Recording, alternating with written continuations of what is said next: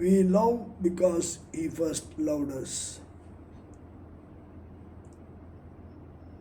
அவர் நம்மை முதலில் நேசித்ததனாலே நாம் அவரை நேசிக்கிறோம். 1 யோவான் 4ஆம் அதிகாரத்திலே வசனம் 19 இப்படியாக சொல்லுகிறது. அன்பு குறித்து சொல்லப்படும்படியான அந்த வேளையிலே தேவன் அன்பாக இருக்கிறார். தேவனிடத்தில் அங்கே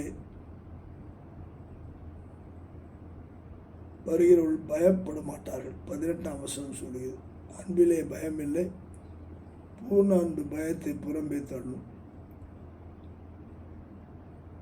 பயப்படவன் அன்பில் பூர்ணப்பட்டவன் அல்ல.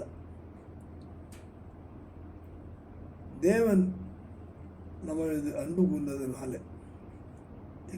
19ஆம் வசனம் சொல்லுகிறது,